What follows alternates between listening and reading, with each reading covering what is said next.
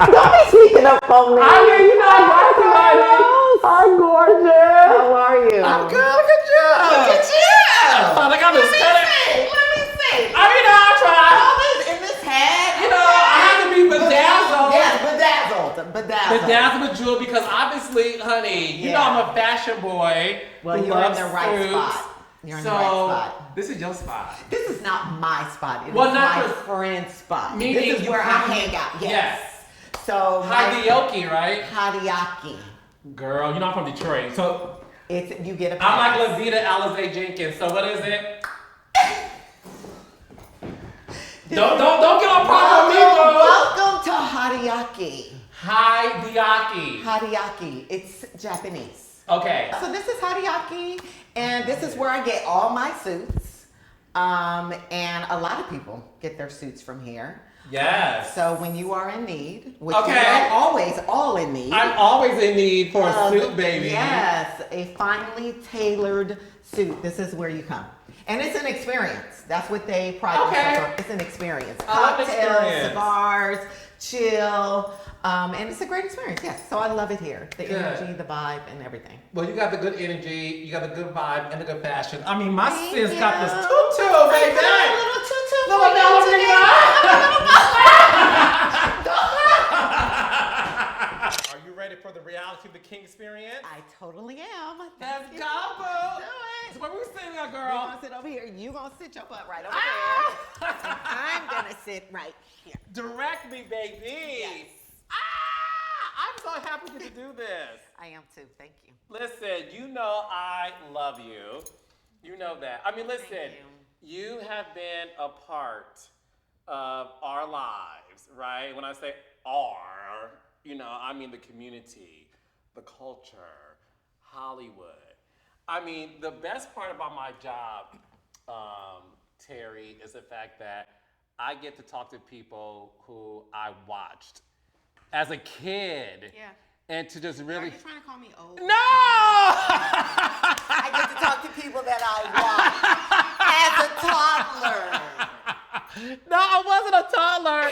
Listen, when you were on TV, baby, I was a teenager. So, no, like, Oh, it's all good. you know, listen, baby, hey, baby, let's be clear. I am not ashamed of And- my beautiful age. And you shouldn't I am be. not. Because you are a baddie and you look amazing. Thank you. So we are in Atlanta, Georgia. Yes. And you have been here for a while, right? Yeah, it's been, I want to say 16 years, 15 or 16 years. I've been, 2009. Wow. So 16 years. What made you move from Hollywood in California to Atlanta, which will always be considered Black Hollywood? And I don't consider it Black Hollywood You at don't? all. Talk to me about that. Well, because I feel like Hollywood, it's Hollywood. There is, I mean, that's history, like 40s, 50s. Hollywood is Hollywood. I feel like what has happened here in Atlanta and Georgia, it's just a new thing, but I don't like to call it Hollywood. It's new. Atlanta has its own flavor, its own sauce, its own culture. And, you know, Hollywood just kind of, the film industry just kind of found a space here. But I never want Atlanta or Georgia to lose what makes it great. And that's the history that it had here before the film industry ever came here. So that's why I don't call it Black Hollywood. Atlanta doesn't need that. I know that's right. You're the first person to ever say something like that, I think, ever. Because a lot of people just take it and say, like, yes, that's what it is. But I appreciate the fact that you're like, no, and we're going to give Atlanta as much needed props and respect for what the city has done just in terms of being a part of the world. Yes. Talk to me, though, because, listen, you are a formidable actress, producer, director, screenwriter. I mean, girl, you do it all. I don't screenwrite. I will say that. But you write. I thought... I do write, but Yeah. that is not really my ministry. I write stuff and then pass it on to a writer to Okay. make it right. You Got know it. what I mean? Okay. So I create ideas, but I would not want that hat as a writer because I think what they do is fantastic and great, and that's not my lane. Got it. Got it. Did you know as a little girl that this is a space you always wanted to be in? Absolutely not. No. I grew up in the ghetto. I grew up in the hood. I didn't know anything. I didn't even know that this was like a real type of something you could pursue to do. When I was growing up, all I knew was I wanted to be a successful businesswoman so I could move out of my neighborhood. I just wanted to be successful in business. And so to me, what that meant as a young girl was, okay, well, you need to go to college. You need to get a degree in something.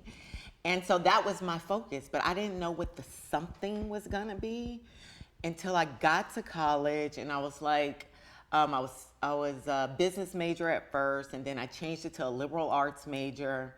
And I got an internship at an advertising agency in San Francisco. I grew up in San Francisco. And one of the biggest advertising agencies in the nation, Gray Advertising.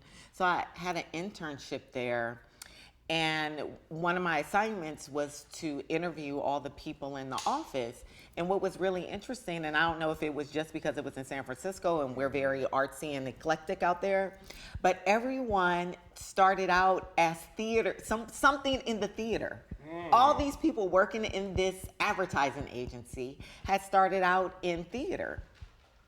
And I just thought that was strange, but I still didn't clock it. I was like, oh, okay, that's interesting.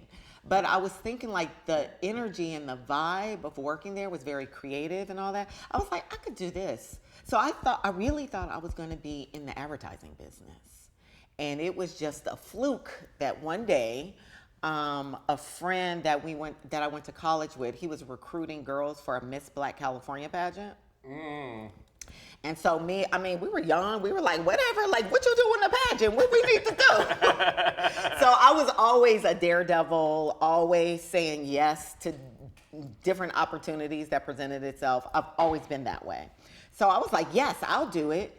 And then kind of find out what needed to be done or what that meant once I was in it. So when it came to the talent part, I did not know what I was going to do. You know, I sing, but it does not sound good, but I sing all the time. So it couldn't be that, because it don't sound good. So I decided, after talking to my mom and my aunt, decided to do a poem from the play For Colored Girls Who Considered Suicide When the Rainbow Was Enough. And it was one of those monologues. It was Lady in Blue. Another monologue was Sorry. And I performed that in the talent, in the pageant. And one of the judges in the pageant was a producer of a play that they were casting to tour the country. So when the pageant was over, he asked me if I would be interested in auditioning for this play. Again, I'm looking like how you looking at me. No acting experience. No. Nothing. No. I mean, at church, the little Tom Thumb wedding thing that I did as a toddler, but no, none. So he asked me if I would be interested in auditioning. And again, I told you I was a daredevil. I would say yes to opportunities just because. And I was like, yes, I will do that. What does that mean? What do I need to do? Again, no clue, no idea of what to do. So he said, well, come to the Black Repertory Theater, which was in Berkeley, California. And he said, bring a picture and a resume. And I was like, okay, I can do that. So I had my college roommate take a Polaroid picture. Yep, I'm aging myself. Okay. Take a Polaroid picture. So I had my little Polaroid picture with me going to the theater. And I had a regular working resume. Avis Rent-A-Car, McDonald's, Marriott Hotel. That's where I worked at through college. And I came with my resume and my little Polaroid picture to the theater. And I walked into the theater. Yes. And I saw all these real actors. And they had like the 8x10 black and white glossies in their hands. And they had like their resumes was on the back of their pictures. Like I'm peeping everything. And I'm like, oh shit, my shit is totally wrong. But, you know, I'm there. So I sit down and I just wait. And they're doing all these weird exercises, like these theater exercises. They're humming, they're moaning, they're stretching, doing all these things. And I just think they're weird. I just think they're weird. So I sit in the corner, wait for my turn. And they finally call my name. I go in, I meet the director, I meet the playwright, and they give me some material to read. So I read the material, and the director, his name is Paul Roach. I always say his name because he changed my life. He gave me some notes. He was like, this character is really sassy. She's, light and fun and vibrant. And I was like, oh shit, okay, I could just be myself then. So I read it again with some sass and all the stuff. And they called me that night. That night. And said, we want to cast you in this part. We're touring the country.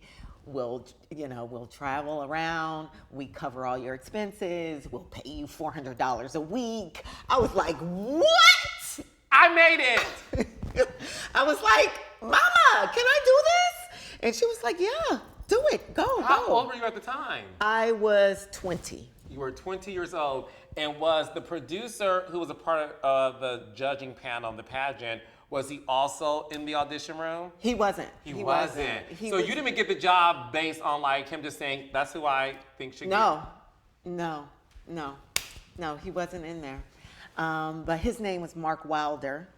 He has since passed away. But yeah, so Mark Wilder was that judge. He's the one that told me about the audition. I go in, I meet Paul Roach, who changed my life as an actor, because he was one of those very thespian in San Francisco. He went to ACT. He was a very, very theater giant in the Bay Area. And so once I did sign on and do this part, he started teaching us the craft of acting. Like all our rehearsals, it was like school. Like teaching me the craft of acting, introducing me to all the theater greats, Uta Hagen, Stanislavski, Chekhov. So now I'm reading all these books and I'm like, oh my God, this is what I do. I love it. Yeah. And so because of that, he changed my life. He changed the direction of my life.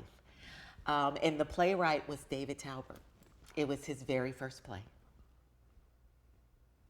Yeah. Talk about bragging rights. Yeah. I mean, your first play. Yeah. Is that? Yeah, we toured the country for about 2 years, and after the show went down, I moved to LA.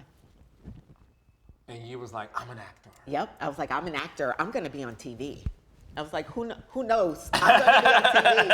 I just want y'all to know I'm here because I'm gonna be on TV. Because you were naive. Yeah. I wasn't, I just figured this is what you do. You train, you study, you take auditions, and you get a job, and that's your career. So that's what I signed up for. So at 20 years old, you moved to Los Angeles. Yeah. Roommate? Was you by yourself? I did have a roommate. It was a guy. And that was short-lived. And you then moved out, or did he move out, child? I moved out. You moved out. And then got my own apartment. He was not just on the up and up? We just weren't, great guy, great person. He just wasn't my person. Okay. And once I learned that, I was like, okay. Let me figure myself out and get me a spot. Did you think it would be, because obviously I think anybody, right? It appeared to have been easy for you. Like you audition, you got the part, next thing you know, you're on the road. So when you moved to Hollywood, did you think like, oh, this is gonna be kind of like that? Like was it? I did think that. Was it that for you, or was it as hard as we hear the stories are? Oh, it's a hard business. It's a very hard business.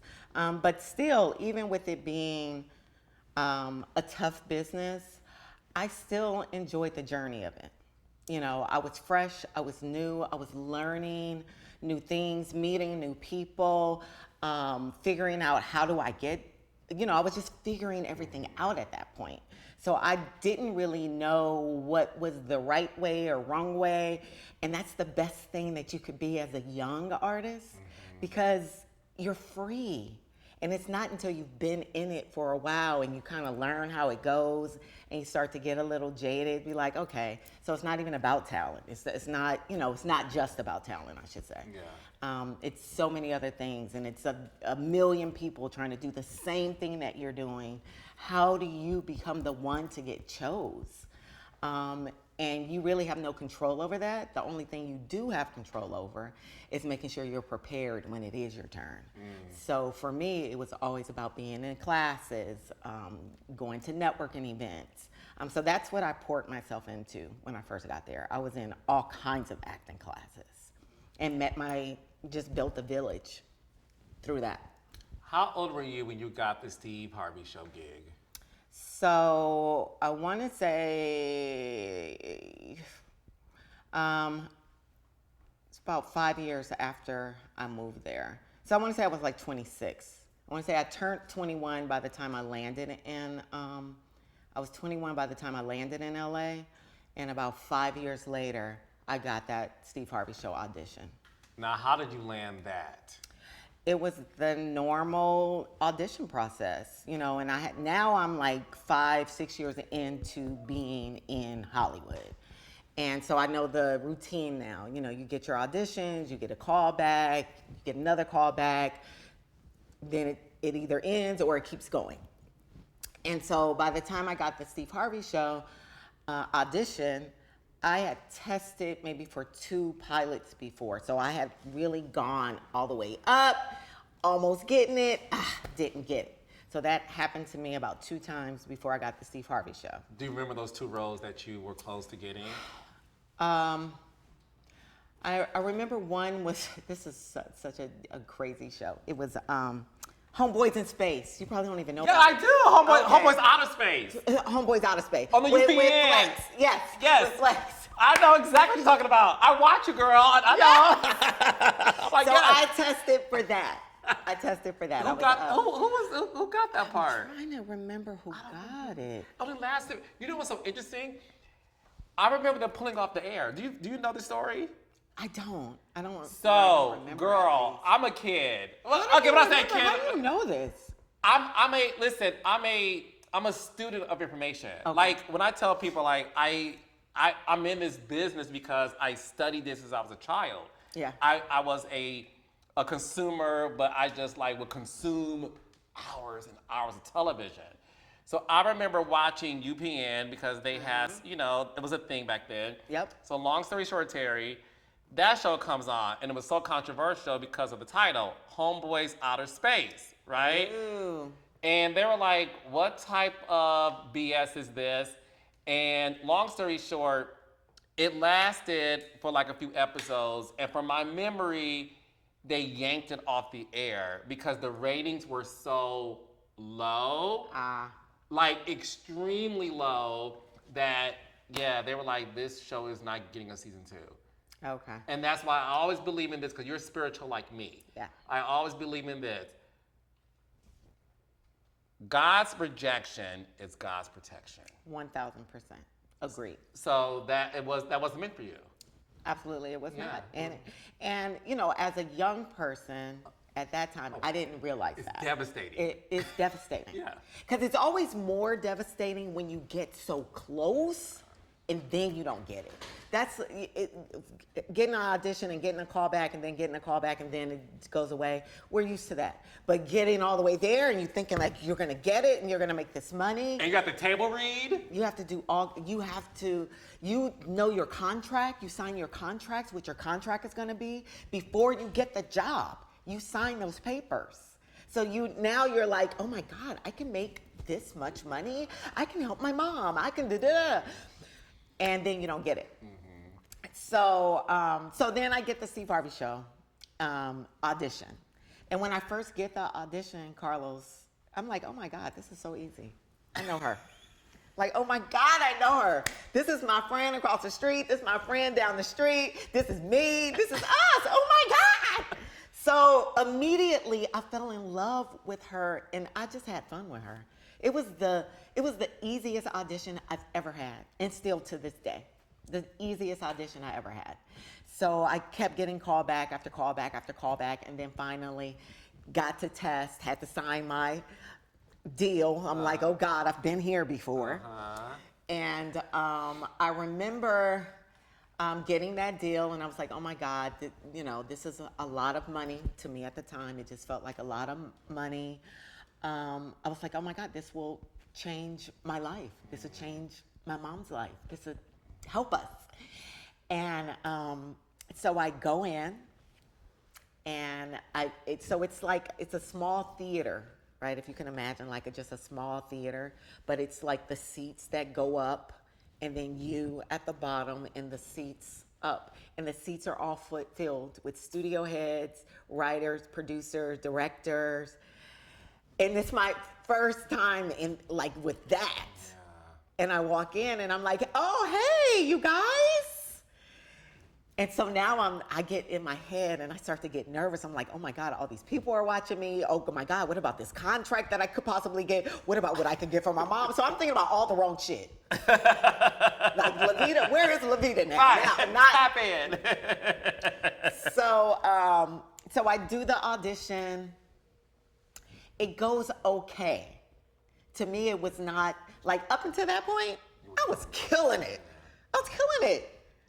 And then it's those stupid contracts. They should never let you sign the contracts before you go in for your last audition. I didn't know that even happened. Does that happen even like today? So that's normal. That's normal. Okay, so you feel like you bombed it. So I feel like I bombed it. I feel like it was okay, but it would, like the other ones were like so light and fun and easy. So I get home, my agent calls, and she's like, well, how'd it go? And I was like, to be honest, it wasn't the best. I was like, it was okay, but it wasn't the best. And she was like, really? You feel that way? And I was like, I do. And she was like, well, that's surprising because you got the part. And I know. Oh my God. And a lot of times when I still tell this story, and this is like almost 30 years later, I still get emotional. I fall to my knees and I just cry. Like, I did it. I got it. I got that. Yes, finally. So that was the Steve Harvey journey. And you played this iconic character, Levita Alize Jenkins. Yep. Okay. And I've always wanted to ask you this, and there's so many questions I have for you just based on that character alone. Yeah. Because to me, she's so iconic. You said earlier you felt like no, I get her. That's my neighbor. Oh yeah. That's me. That's my fam. Like Yeah. whomever, right? Yeah. Did you know instantly that, oh, this character is a hit? No. You. I just knew she was fun. I mean, it was Steve's show. It's the Steve Harvey show, and it's Cedric the Entertainer and Wendy Raquel Robinson. Like, I'm a fan of theirs. So no, I didn't think that she was gonna be any more great than the rest of them. I was just an added little spice and sauce. But the feedback you got, my love, was it? Originally, it was a lot of pushback, like the same thing with the Homeboys from Outer Space. It was a lot of pushback for bringing this character on because she was ghetto, she was, whatever. And Was it pushback from the community, like the media? Yeah, NAACP. It was like, the bougie Negroes. That's where the pushback came from. They felt like you were a stereotype. Yes. They were like, why do we need this kind of character in a school and blah, blah, blah, blah. And my thing was, she's a real person. Like, I know people like that, so that means you just don't like people like that. That's not my issue. That's your issue. Because I'm creating a character that is grounded in realism to me, my life, and I love her. I love her. I want to protect her. I want to do all these things for her. So I was always very clear and very protective about Levita for me, because I know she mattered to so many people that matter to me. Mm-hmm. Young Black girls growing up in the hood that just want love and a good life and getting a job and trying to do her best. That's all she was. So I loved her. No, it's so fascinating because I did read about that. Because again, at the time that we're all watching it, me, my family, my friends, the neighborhood, all that, we stand for La Vida because of everything you just described. And what I always find so fascinating, Terry, is, you know, Tyler Perry even talked about it when he talked about the uppity Negro. Yeah. The ones who talk about, you know, his characters and them being a stereotype. And he said something similar to what you said and what I say about doing reality television. Oh my God, you just love, you know, these messy people, or they go through these issues. We're all complex individuals, the human race. Yes. When it comes to the black race, and Tyler Perry said it best, there are stereotypes that are us. That is us. Like, it is what it is. It's who we are. And what we shouldn't do is be ashamed of where we come from, being ashamed of who we are. And what is so interesting is I remember reading upon this that the NAACP at that time wasn't into it. But my sister, you won 3 NAACP Image Awards. For that character. For that character. Yeah. Like, how did that even, did you campaign or was it? No, I was still new. I didn't know anything. I was just I was like, what? Like, that was such an honor. And I was just thankful. And I think that it really came from the fact that I really do love her. I love her. And so I think that is what was reflected through the TV screen. That's what you guys felt. It wasn't just an actress like portraying this caricature of this ghetto girl from the hood, blah, blah, blah, blah. It was a representation of somebody that cared about people that she was reflecting. I was a reflection of the girls in my neighborhood. I love them. I protect them. I root for them still to this day. So I think that's why she was so lovable and why you guys fell so in love with her, because you felt it from me. I can't see anybody else playing that character for you. When you were in the auditioning process, do you remember some of the women who were also auditioning for that role? So funny. The only person I remember, because there was always rooms full of people, but the one person I do remember, because she is my friend and we would talk, and she was like, girl, this was, once I got it, she was like, I could not have imagined doing it any better. You created something, and it's Vanessa Williams. Chocolate Vanessa Williams. Yes, Vanessa E. Williams. Yes. From Soul Food. Soul Food. No, I love her. Soul Food series. Yeah, series. Yeah. Yes. No, that's so funny because I remember listening to, I think Taraji P. Henson said this when the character Olivia Pope was developed by Scandal. Yeah. And I believe Taraji said this, if I'm not mistaken. She said the moment they saw Kerry Washington audition, they all said, girl, that's yours. And what I thought about that was like, and I want to get more into the community of black actresses, but what I thought about that, what you said too, what Vanessa said to you was the fact that I love the fact that although you guys are like regular human beings, there's still a level to the artistry to where you sort of like, nah, I can see you with that character. Yeah. And I understand what Vanessa meant when she said, nah, Terry, that no one, and I hope you received that. Thank you. The way no one could have played Gina. Right.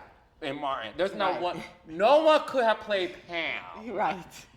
What was Agreed. so interesting to me is, as we sort of talk about the Steve Harvey show, like you said earlier, I mean, the name is the Steve Harvey show, he was a star. What was it like working with him at the time? Because for the audience, as us, he is like this up-and-coming comedian, but we also know he's very steadfast and stern when it comes to his work ethic. Mm-hmm. What was your experience like with Steve Harvey? It was great. So, again, I booked this show, and the only person I knew on the show was Wendy, because we had a lot of mutual friends. We had done theater together in town. So she and I knew each other and were friends. I had never met Cedric. I had never met Steve until my first day at work. And, you know, I go in, and the first thing you do on the show is you sit around a table and you do a table read.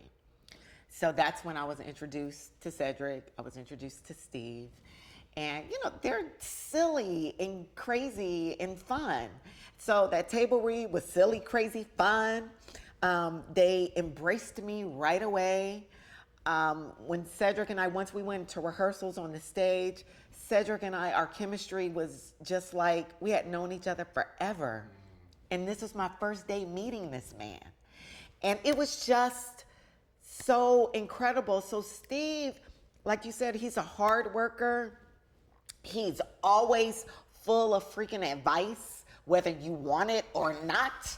He is going to be, I used to just call him like he's somebody godfather, he's somebody uncle. Like, what you got to say now today? What we need to do? He used to get on me and Wendy, because you know when we're coming in for rehearsals, we're in our sweats and da-da. He was like, y'all coming to work. Y'all need to like get dressed and but da-da-da. I was like, Steve, I'm not wearing heels to rehearsal. I'm not wearing it. But he's all about, you know, the look and keeping yourself, you know, polished, which I respect that totally. So that was Steve. He was full of advice. If I needed anything, if I needed to talk to him about anything, if I needed to vent, if you know, if there was business advice, he was always giving us business advice about investing. He pushed me and Wendy to buy a new car. Like once we got in, because Wendy was still driving like her little Toyota little bucket car, and she still has that car. Shut up. She doesn't drive it, but she still has it. Okay. But so she finally went and got a new car, and then finally I got rid of my little Miata, and I got a new car. Like he was always that guy. Okay, that's good. Pouring to you. Yeah. Do you remember how much you were making at the time?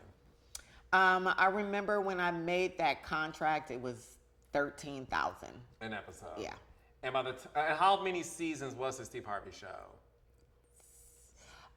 The show itself was 6. Remember, I came in second season, so I got 5. 5 seasons.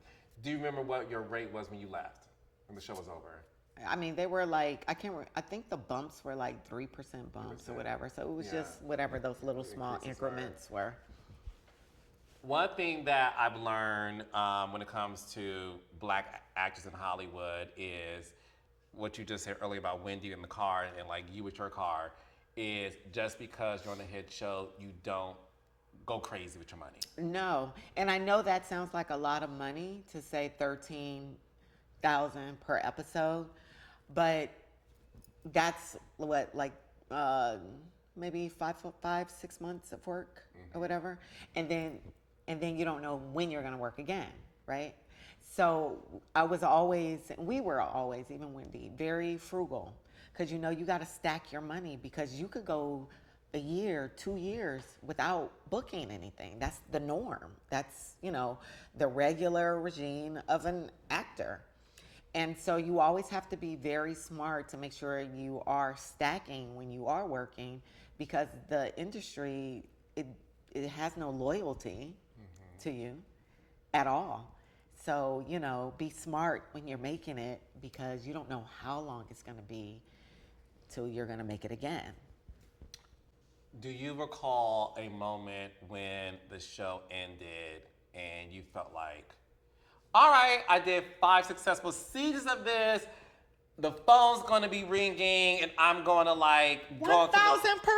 That is exactly what I felt. I was like, okay, because it's funny. After every season, and when we would go down for a season, I would always go to Steve. I would be like, Steve, I really hope I get the opportunity to come back next season, because I wasn't ever guaranteed to come back. I mean, you know, my contract was they could bring me back or they don't have to. So he would always think it was very funny that I would come to him with that. But I was serious. Like, Steve, I really hope I come. Girl, get away from me, talking all that smack. Da, da, da, da, da, da, da. But then I remember when it came down to an end and he had a conversation with all of us. And he was like, this is going to be the last season, you guys. We can't do this anymore. Because they started taking money away, giving us less episodes, making us shoot 2 or 3 episodes during a week instead of the 1 episode. So they just started changing how we were being treated and how our work environment was. And Steve finally was like, that's it. It's enough. So I respect him so much because he gave us that heads up when we started that season that year to let us know he wasn't doing it anymore. Was it hard to find a gig after the Steve Harvey show wrapped? So I was exactly like what you said when the show came to an end. I was like, psh, I was on a hit show. I got 3 Image Awards for this show. People love Lupita. I am totally getting another job after this.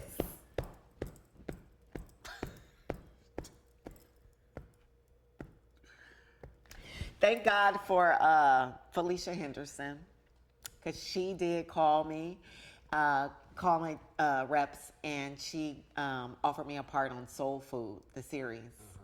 And what I love about that offer was this is totally something different than Lupita or the Steve Harvey show. It was a drama. My character, she was a lesbian, a professional woman in a workspace. And she didn't make me audition for that. What? No, I know. That was unheard of. She didn't make me audition for it. She just offered me that part. So I always stop there. love Felicia Henderson. You have to let them know that is not normal. I still audition to this day. Like, I just turned in an audition last week for something. a self-tape? Yes. Yes. You? Yes. Yes, Carlos. You have a hit Netflix series. I know. You're number 1 on the call sheet. I know. They don't care. I care, but they don't care. It's all good. We keep going. What I didn't realize was how unkind Hollywood can be to Black actors. Yes, today, but baby, back then. Yeah. And it took me, again, I'm a journalist. I do my research, and I've studied this craft for so long that I grew up where you had Martin, Living Single, In Living Color, the Steve Harvey Show, Girlfriends. The list goes on and on about how these shows put these networks on the map. Oh, yeah. And I feel like when it came to your white counterparts, right? And before people start to read me, I'm not comparing these shows to them in terms of mainstream value like Friends or Seinfeld. But what I'm saying is it's rare that those actors don't find work after a hit show. 1000%. Because getting 5, 6 seasons is a gift. And when you are a white actor, then even today, getting 5 or 6 seasons of a show, I'm going to at least see you in something. Yeah. And you may even get a backdoor pilot and all those things. Yes. How challenging was it for you and your community of actors, especially back then, when you weren't getting the calls that you thought you deserved, the money you thought you deserved, when you guys single-handedly put these networks on the map? The CW, the UPN, Fox, all of those networks were built on the back of Black actors, 1,000%. And maybe CBS or ABC and NBC, I'm not sure because they were always around. But the CW, UPN, Fox, those were new networks that I witnessed, I saw, I was a part of us bringing them their viewership, and then they let us go. So yeah, that was really, really hurtful. And so what I did, because I literally thought, like, I 1000% thought that it would be so much easier now that I've been on this hit show, I won these awards. Yeah, I'm gonna get another series. Yes, I can star in a series. And that was my mindset. And so I would start pitching ideas. I started pitching ideas. I had my agents like set up meetings. And I remember this is when I met my really good girlfriend, Cass Seeger's Beatles. And she was a writer. And she had written her first novel. It was called A Girl Named Lily. And we met, and she had told me that she had written a novel, and she asked me if I would read it. And I was like, of course. So I read her novel, and I fell in love with it. I was like, oh my God, this would be an amazing series. This could be my next series. It's really good. So my agent set up meetings, and well, first I called Cass. I was like, Cass, hey, would you be interested in like pitching your book as a TV show? And she was like, I never thought about that, because she thought she was just going to write novels. She thought she was just going to write novels. She was not into writing scripts for TV or film at that time. And she was like, sure. So she actually came out to LA, because she was living here in Georgia. And she came out to LA, and my agent set up pitch meetings for us. And the response back from those network execs were, yeah, it sounds like a great story, but this doesn't sound like a Black story. This doesn't sound like a Black person's voice, a Black woman's voice. And I'm like, God, dog, Cass is Black. She is really Black. She wrote this.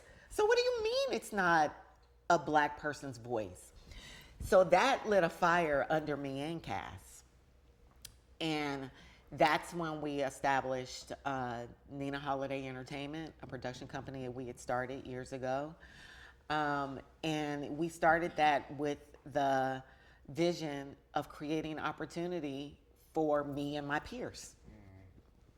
And so the first thing we did is we shot a documentary called Angels Can't Help But Laugh. And I interviewed 25 Black actresses. I mean, I just feel so blessed, right? Growing up where I grew up in, and then becoming friends with so many people that I admired and was fans of. So we had Shirley Ralph, Regina King, Megan Good, Kim Whitley, Melinda Williams, Vanessa Williams, like a bunch, 25. And we interviewed them, just asking them, like, you know, just talking about their journey of being in this business as women, as mothers, wives. Like, how do you navigate, and how do you stay inspired and motivated to keep going when the industry is like giving you the elbow all the time? Like, why do you keep going? So we shot that documentary, and that was kind of like, that's my purpose. Like, that is my vision still to this day. Doing that's what I lead with.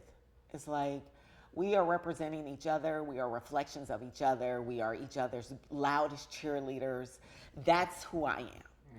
And whether it's reciprocated or not, most times it is, sometimes it's not, doesn't matter. Doesn't matter.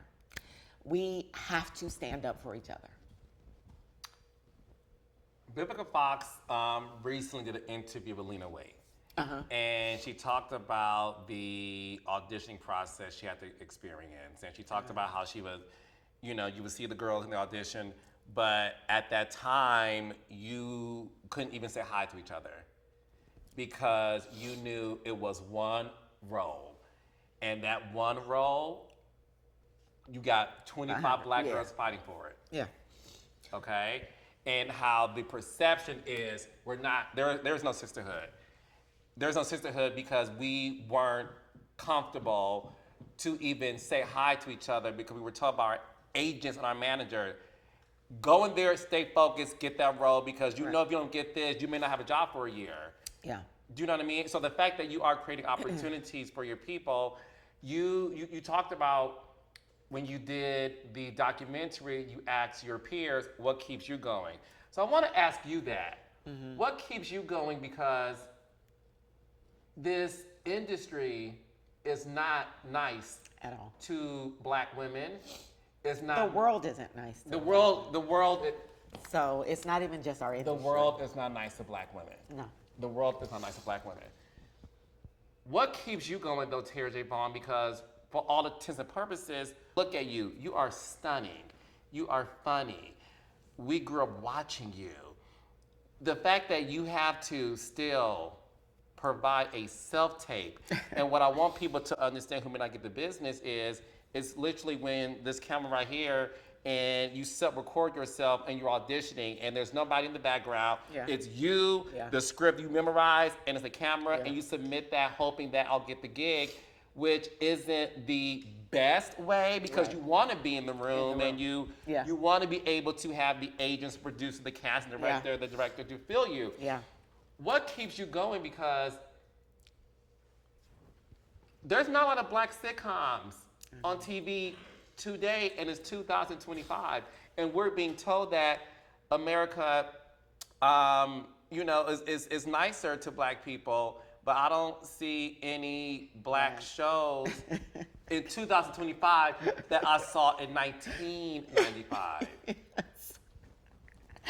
Right. I mean, it's all I can do is laugh, and that is my superpower is laughter. That is how I stay sane. First, I wanted to go back to the comment you said about Vivica saying that not speaking in the room when you come into auditions. So I didn't come up in that, right? So these girls, like I said, when I showed up on the scene, now I'm in rooms of people I'm fans of. I was a fan of Vivica Fox. I remember being in the audition room with her for what's the movie she did with Will? The 4th of July movie. Independence Day. So I remember being in the audition room with her there. And if that was the protocol where people weren't supposed to talk, I didn't get that memo. Because I was like, hi to everybody. And I've always been that way. And I feel like I know several peers that are that way, but I've heard this over and over again. But I do feel like maybe that was the messaging early on, like back in those days, that was the messaging. And I'm so happy that we kind of peeled through that because yes, only one person can get it, but that's a gig for sure. But still, we all have to live, breathe, show up, see each other, all the things. And that's what matters most, right? That's what matters most to me. These jobs are going to come and they're going to go. They're going to come and they're going to go. And we're going to be there as, again, reflections of each other. And we have to have each other's back because nobody does outside of us. Nobody does. So what keeps me going is that whole mindset of if I stop, then the world is missing another opportunity of another black woman on screen, in face, her voice, her stories being heard. I always tell people I have a 10-year-old daughter, my 95-year-old grandmother. I have to show up for them. What makes you get emotional when you speak about this?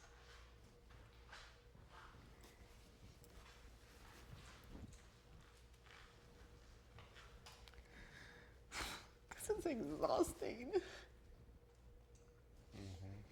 It is exhausting to keep it going, but we have to. We have to. And it is not easy. And people may think it's easy. And people are social media have made just open the door for people to be so cruel. They have no idea the stuff that goes on behind the scenes and how much we have to fight and how much we have to deal with. And we keep showing up, and yeah, we show up and we're made up and we're smiling because it's our job. But that does not mean that it's easy, because it's not. It's not. But this is our purpose. This is our gift to the world. And it doesn't matter to me. It doesn't matter that the fight is hard, that people are closing doors, that people are belittling. None of that matters to me. At least it doesn't matter more than what I know my purpose is. And my purpose is to keep showing up for us. My purpose is to put joy in the world for us. For us. I love it if everybody else gets it, but I'm showing up for us. So we can laugh, so we can have some joy, so we can have some light in the midst of all the drama, all the fights that we're all fighting, because all of us are fighting some kind of fight. If you're black, you're fighting a fight. So I'm on a mission and have a purpose to give you some joy while you're fighting. That's what I want to do. And that's why I don't stop. It brings me joy to do that. even in the midst of it all, I still get happy to be able to show up for you guys. I was excited about this interview, to talk to you. Black man, own show. I want to show up for you. And I really wish all of us got it like that. But I even understand those who don't. It's just the mindset. And I'm just on a different mindset. Okay, I didn't expect you to get me emotional. I relate to you so much. How so? It's exhausting to fight. And I fight for us.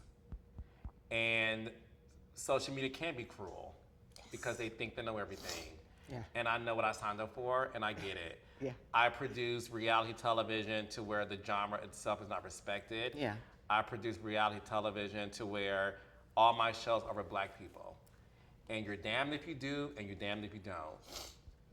You know, I've given more Black producers, Black crew members, Black talent, way more opportunities. And the unfortunate part is it doesn't get the same value that the other shows get. And the sad part is from our own people, right? Just yesterday, I read a comment. I interviewed this woman named April Jones, who is an actress, not an actress. I know her. Yeah, is she based here? She's based in LA. She used to be with Omarion, and she dated Tay Diggs recently, and they did those cute little videos. Oh, But she's okay, done I know like who some you're talking movies about. here I and know who you're there. talking about. Long story short, somebody said, "Well, damn, Carlos, have you run out of people to talk to? Have you run out of people to talk to?" That's so mean. What was so interesting to me when a person made that comment, at the end of the day, the gag is, as I saw that comment, I said, but that's why I created Reality with the King, because I'm sick and tired of anybody, especially our own community, looking at Black people in terms of there needs to be this different sector that you belong to. Right. I can interview Devon Franklin. I can interview Nene Leakes. I can interview Lisa Ray McCoy. I can interview Jocelyn Hernandez. I can interview April Jones and interview TERRI J VAUGHN 2 weeks later, and it doesn't matter because I create a space for stories to be heard. Yeah. And what is so fascinating about that, to the young lady on Twitter who made that comment, hi, April Jones' interview did 400,000 views in 6 days, more than anybody this year. Wow. And you don't have to be a housewife to be considered a respectable reality star. Right. And I can relate to you because I'm exhausted too. I'm exhausted fighting with the upper echelon, the people upstairs. I'm sick of it because I know what my purpose is, and my purpose is truly to provide opportunities for people of color. That's my mission. That's why I left Housewives. I created my company. I was singularly focused on I need to do shows that fits our people. If you like it or not, that's fine. If you think it represents you or not, that's fine too. But that's what I'm doing. And that's why I can relate to you so much and get emotional to hear you talk, because look, even on some real shit, even you saying I said yes to this interview, you have no idea what that means to me, Terry, because someone of your stature may say, I ain't talked to that boy. This ain't Tamara Hall. Is somebody else gonna call me like Carlos King with his little podcast? No.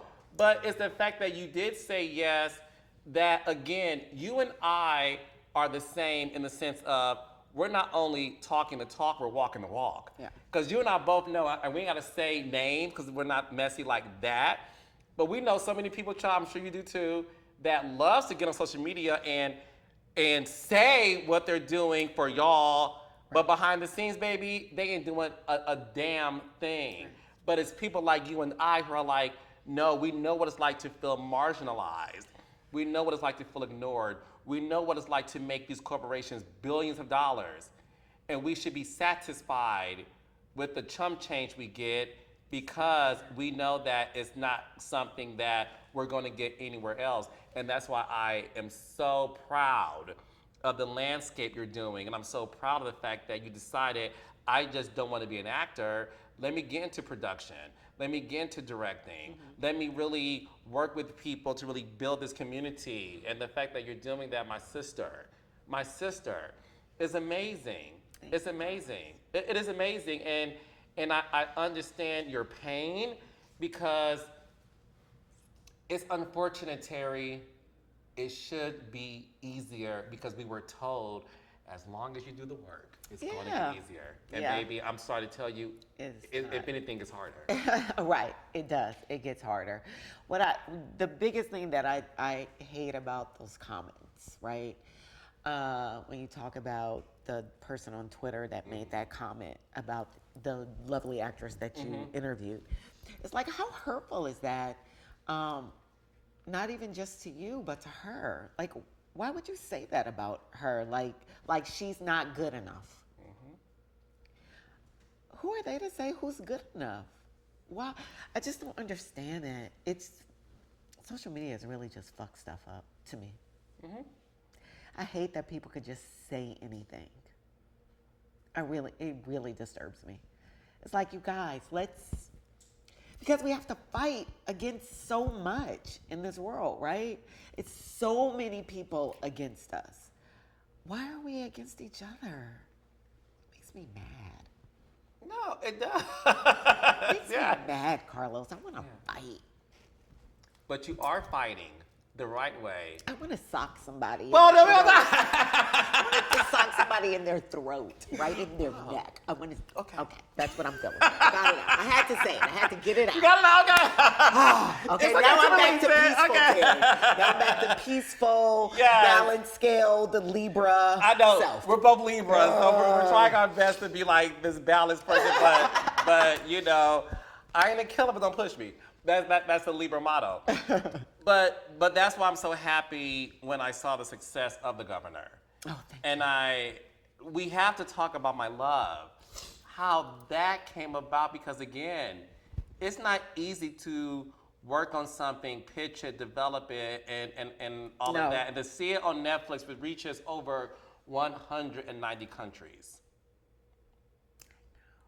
190 countries. Ew. Netflix. And it was exactly what I wanted. I wrote in the journal that my show was going to be on Netflix. You did? Yeah. The power of manifestation. 1,000%. I keep telling people about their belief. Your belief. I know we believe, but you got to believe more than you believe. You got to believe more than you believe. That's what I learned through this whole process. So, but before you start that story, 'cause I'm stuck on that. Because again, I did my research. You and I are the same because we're very spiritual. And we may not be religious in the sense of practicing everything in the Bible because, you know, we have our reasons. But spirituality, and we believe in God, and we know 1,000%. But God is the first and foremost the head of my household in my life. But I need to ask you, because I'm stuck on that. Teach me and the audience, the raindrops, to believe on top of the belief. So, for instance, I've been pitching to have my own show for 20 years. Going in, different people. I've gone in a couple of times with me and Wendy with a show. We've gone in with Steve as an EP pitching a show. Like, I've been pitching for 20 years or more. And I always believed that I could have my own show. I've always believed that. And after coming off of the Steve Harvey show, I expected that I would have my own show. And when I'm being honest and I peel away everything, like, yep, I did believe that I could have a show. But when it came down to it, like, did I believe enough? And it wasn't until, I don't know, the growth, studying, reading more, that I was like, okay, you've been believing, but you haven't been believing that you really deserve this. You haven't been believing that you really could hold that space. Like, you've been believing because of the work you've put in the past, but you haven't been believing just for the sake of God is all powerful, and anything that you think of or dream of, you deserve to have it. And no matter what people are saying outside of it, whether they're telling you no or telling you whatever, do you still believe past that? I had to build myself up to believe past what I was seeing, what I was feeling on the outside. I had to start really leaning into and go inside, like, God, what are you telling me? And he's telling me, you have your own show. You have your own show. But everybody else outside of me kept saying no, kept saying no. So you kept believing the no's more than you were believing on the inside. So I just had to flip it. I had to like not care about what I was hearing on the outside and really know, as you're telling me no, that on that inside, I'm like, yes, you do. So I can look at you differently, and it's not affecting me that you're saying no, because I already know that the yes is already happening. It's different. I know that sounds wonky. No, it doesn't. But it's You have it's no a idea. different level of belief. You have changed me. I'm changed because of that statement. I get it. It's true. I get it. It's I get it. It's God's vision. It's God's vision. And it may take, 5 years for Yeah. the outside world to catch up. But you have to still hold on to already know. I already know. Like right now, we haven't gotten the announcement for season 2. But I already know. I already know. They can keep stalling, delaying, whatever they're meeting about. I already know what I was told. And I believe that. Yes. So talk to me about that process of how did you come about with this project? So the idea was birthed about 2017, 2018. My girlfriend, London Breed, became the first Black female mayor of San Francisco, which was a huge deal. Huge. San Francisco is one of the richest cities in our nation. It's a tech city, it's very white, it's very Asian. And knowing London, she also came up in the hood. She's a hood girl like me. And just knowing her journey of where she grew up, how she grew up, and watching her just kind of climb that ladder in our city, this young girl from the hood, and then she becomes the mayor of our city. There was so much pushback. There was so much, they made up an emergency election, like all kind of things happened. And I'm watching her from the, sidelines and cheering her on, sending her messages. But just watching it, she just kept smiling through it all and kept going and da-da-da-da. So I was like, damn, that's a good ass character. Somebody from the hood. And now she has to balance, like she still has her family, that is her family. And she also has to operate in this space that is this political world that is very Caucasian and very, uptight and uppity. And so watching this girl from the hood have to balance, like, okay, well, let me make sure my mama, my grandma doing that. Okay, let me check on my brother. He going to prison. Okay, let me, balancing the two sides. I just thought that is an amazing character. So that's where the character was birthed and the inspiration came from. So I came up with that idea and I was like, okay. So I wrote it all out and I started telling my reps, I need to find a writer. I need to team up with the right writer for this.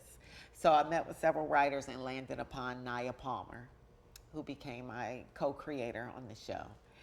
And we started developing this show idea, right? And it went through different renditions. We started off with the mayor in the city in San Francisco. And I was like, well, I live in Atlanta now. I was like, we can make it Atlanta, but it can't be mayor because Black mayors in Atlanta that's what we do here. Yeah. So let's make it a governor. That's huge. So we changed the story, made it governor. And then we both got busy. Like I was very busy acting, directing. She was on Girls Rule the World over there working with Yvette Lee Bowser as a writer. And so we kind of just put the project down for years. And then the strike happened in 23. And all our jobs went away. I had jobs lined up through 24, I had jobs lined up and they all went away. So I called Naya, was like, Naya, I know we're on a strike. I know you writers are pens down. I was like, but what if we could shoot a proof of concept of our show so that when the strike is over, we have something to show instead of like pitching the idea. And she was like, let's do it. So she agreed, and I was like, okay, I'll get the team together to shoot it. I'll get the actors, I'll do the thing. So I went to work, and I was like, okay, this is a political show. Politics is not my ministry at all. So I need somebody on our team who can speak to that language. I'm in Atlanta. I'm like, who's the best person I could think of that I feel like I can reach out to? Keisha Lance Bottoms. So that dropped in my spirit, and it took me a minute to call her though. Cause I was like, what is she? She ain't gonna take my call. She ain't gonna want to meet with me. She's in politics. I'm an actress. Like, she gonna be like, what you want? So I'm trying to talk myself out of the thing, and I'm like, nope. God said yes. God, again, believing. Just be obedient. Go. Just call. So I finally called. And she was like, sure, I'll meet with you. I was just like, I have this idea. I would love to share with you. Can we meet? And she was like, yeah, sure. So we met for breakfast, and I had it all laid out. I had it on my laptop. I brought my laptop, and I showed her my pitch deck. And I was like, I would like to shoot a proof of concept of this idea. I show her the idea, and I would love for you to join me as a consulting producer because this is your world. And I think it's important just for the validity of the show to have somebody like you attached. And she was like, I love it. She was like, I love this idea. I was like, does that mean you're gonna join me? And she was like, absolutely, Terry, yes, I'll join you. So I was like, yes. And in our meeting, she said, so, do you have the finances to shoot your proof of concept? And she threw me with that question because I was still trying to get the funding, right? But I'm thinking if I get Keisha, somebody will give me that money, right? So, and I didn't, when she asked me, I was like, don't sound desperate, don't sound desperate, don't sound desperate. My voice on the inside. So I was like, let me get back to you. I was like, I think I may already have something. I didn't have shit. I was like, I think I may already have something, but I'll let you know if we need that. So I let a couple of days go by. Nothing that I was trying to do was happening. So I called her back and I was like, hey, do you still have an investor that would be invited? She was like, yeah, absolutely. So she introduced me to the man who financed our proof of concept. How much was that? Like $87,000. And everything was just so divine. It was so divine, and God is amazing. Because when I met with him, he's an old school man. He's an attorney. And he was like, look, I don't know nothing about y'all business. He's like, but what I do know about is pouring into Black people's dreams. And you, as somebody who have been in this business, you have the track record. You shouldn't have to go outside your community to fund this. So I'm going to do it for you, and I want you to remember it and continue to pay it forward. This is why I love Atlanta. So he did that, and we shot it. I got the actors. I knew specifically who I wanted, and they all said yes. And we shot this proof of concept in 2 days. My buddy, Errol Sadler, he helped produce it with me. So it's like a community here in Atlanta is really the reason how Miss Governor got on Netflix. And a lot of them, most of them, didn't come along for the, like, once you sell the show, you don't really have the power to bring the whole team with you. I couldn't. Talk to me about that. So you don't. So when you so you sold. Okay, you shot the proof of concept. Yeah, and it was excellent. It was excellent. Great. You got the actor. They all said yes to it. You got the $87,000 you needed. What happens after this package? Do you and the agent go to start pitching it? So yeah, so after so we worked on getting it edited and everything, and then once the strike was over, I had what I wanted, and I told my agents book the meetings for us to pitch. So he sent the proof of concept out, and we got meetings lined up back to back to back. So I'm prepping me, Naya, and Keisha because now we have to pitch our show. So through my 20 years of pitching, I'm like, this is what we need to do. You do this part, I do this part, you do this part, and then we're gonna do that, and we laugh here, and like staging the whole thing, right? That's how it works. Just so y'all know. That's exactly. It's a pre-pitch before the pitch. Yes. So we rehearsed our pitch. We did all that stuff. So we go into our first meeting. So we got like 5 meetings lined up, and so we go into our first meeting, and they're all lists of people that I admire, producers I admire, and all the things. And we get ready for our pitch, and they start pitching us. I was looking at them like, okay, we haven't said anything yet. And they're like telling us all the things they love about the show and why they think they should be the ones to produce it for us. It's not a bidding war. So what I wrote in my journal before this, so I said I wanted to be on Netflix. You said you have your own said show? I wanted multiple offers so I could choose who to go with. You wrote that? Yeah, I wrote that in my journal. And when I say we had multiple offers, like every meeting was an offer. Every single meeting was an offer. Never happened to me in 20 years of pitching. Every meeting was an offer. I was like, God, see, this is what happens when you push your belief further. Because there were so many stops and challenges along that. So I'm just giving you the quick story, but there were several things that happened that looked like, oh my God, it's not gonna happen. Oh my God, we can't get, oh my God. And still, it was like, nope, keep going. Keep going. We'll call this person. Call Keisha. Call them. And I'm just like trusting what's going on the inside because there were some no's. I won't say anything about the no's. People that want to be a part of the proof of concept. And I was like, dang. It was like, nope, don't worry. That's not the person. What was it that you said? God's rejection. Rejection is something like God's protection. Yes. So he totally protected me with those no's. And then this is what happened. It's like we got offered. Every meeting was an offer.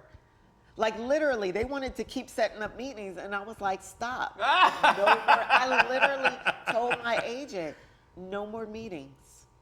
Like these are people that I already admire so much. I don't want to add somebody else because now I'm a Libra. Now I'm getting stressed because now I got to make a choice. Because we're indecisive. Oh my God! And we overthink. Oh my God! It was the most stressful thing ever. Trying to decide who to go with. How crazy is that? Stressed out, Carlos. Stressed out. And yeah, and that's how that went. And we chose Tyler because their offer, Netflix, they were the only one with, if we say yes to them right now, we're going to have 16 episodes on Netflix. If we went with anybody else, it would still been more of a process. Yeah. And I was like, I've been in this game too long. You know it. I'm not about to delay any process. I'm going to take, let's go. Let me get this on. And then we'll figure out what's next. Talk to me about how Tyler Perry has changed your life in terms of you being in this business for 20 years and you've seen things and the ups and the downs, and then for this black man who has his own studio, who has these, and it's funny because he just announced, hi, Mr. Perry. Wait for my call. No, he just announced a new movie today on Amazon Prime, and the comments said, we just watched Ruth and Boaz on Friday with Devon, and I'm like, that's on Netflix. You got this on Amazon. I'm like, Mr. Perry. He does not stop. Talk to me just about what have you learned by working with him? Dream bigger. That's what he always says. Your dream isn't big enough. Dream bigger. Whatever your dream is, it ain't big enough. There's more. Dream bigger. So I don't have any limits anymore.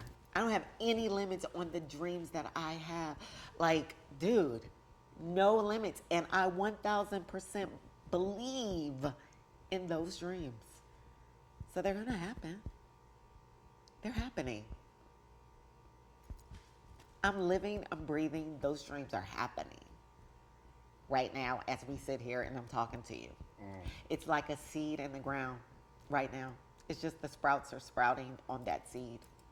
Pretty soon the tree is going to come up, and then you're going to see, and you're going to get to see it because I already know it's in the ground. I mean, I'm so happy for you with this series, and it's the fact that, you know, what I love about what Netflix does on their home screen is the ability to see the top movies, the top series, and all that stuff. And it just made me so proud to see your face. Like, sis, your face. I know, it's crazy. Was on Netflix screen featured in the top 10 shows. And it wasn't there just for one day. No. Do you know what I'm saying? So, like, when you saw that, because you're a crybaby like me. I know. Did you cry, child? Yeah. Your face. I've been crying for about a year now, dude. Non-stop crying for a whole year. And I don't know when it's going to stop.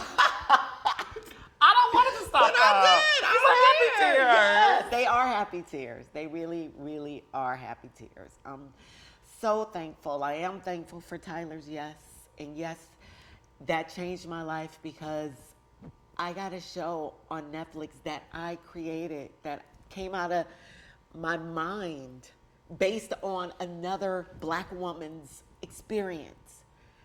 That inspiration came from her. Another black sister inspired me to create something that speaks to us, that can bring you joy while showing you the complexity of being a black woman in leadership. And it made top 10 on Netflix. And it's all my face. I saw my face on Times Square. All those things. I never dreamt this. Very thankful. What's next for you, though? What's next is, so I launched TJV Enterprises. You know, I love all this shit. Inspired, so you know, I love funny girls. So Mary Tyler Moore is like one of my inspirations. Oh, really? She is you one and of my Oprah's. Oh, really? I didn't even know Oh my that. God! The way you cry now. love Mary That's how Tyler Oprah Moore. feels about Mary Tyler Moore. Okay, so she, so I watched her documentary. You have to watch her documentary. Where's it on? Being Mary Tyler Moore, I believe it's called. Is it on? It's on either Netflix or Okay. Hulu or somewhere. You'll find I it. love all this stuff. Okay. It's so good. And watching her documentary just really inspired me more to just really focus on things that bring me joy. I want to put joy out. So she got her first, so of course she was on Dick Van Dyke, but when she got the Mary Tyler Moore show, that's when she launched her MTM Enterprises and spun off a bunch of other comedy shows. Like she had Rhoda and some other shows. I didn't know this. Yes. So I was like, clock it. That's what I'm doing. So TJV Enterprises, and we're going to spin off some other comedy shows. So I recently directed and did another proof of concept with Big Daddy Kane. So we are actively pitching that show. And I have some other shows and films that we are developing for TJV Enterprises that I'm super excited about. And they're all, for us, by us, to us. Get that going. My last question. Yes, sir. Would you ever consider doing, if it was offered, a reboot of the Steve Harvey Show? Absolutely. Hell yes. Yes, yes, yes, yes, yes. I love those guys. It's on Netflix. I know, it's on Netflix now. The young kids are living for it. I know, we should do a reboot. It's on TikTok. I remember one time when all those shows were getting all the reboots, and I was like, Steve, what's up? Are we gonna do, I hear they wanna do a reboot. Are we doing a reboot? And it's some legal stuff. There's so many ownerships in that show. Yeah. So I was like, oh Lord, I don't know nothing about all that. So we'll see.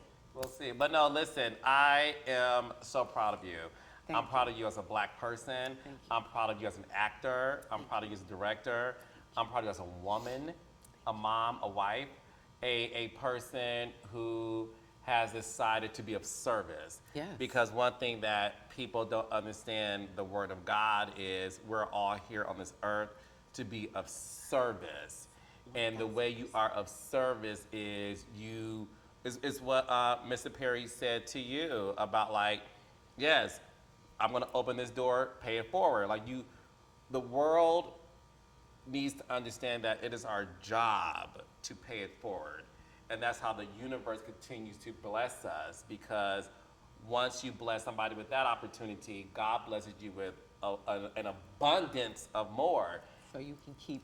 Yes, it's currency, and you just keep that going, and that's why what you're doing should never be dismissed as like, oh, that's just another actor who wants to be a producer. It's like, no, what TERRI J VAUGHN is doing is showing you guys how she was destined for this. The fact that you thought, I'm gonna just do this little pageant, Yeah, right? and I'm just gonna do all this, Right. get my check and go home, and not knowing that God has something better for you, and that was this opportunity to be an actor.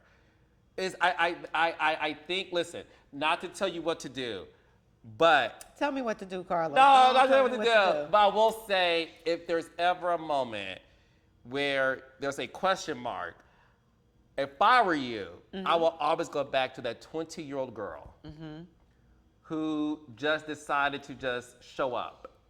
Yeah. All like, really sit with that. All you did, you just showed up. And the universe welcomed you and said, I'm gonna take you here.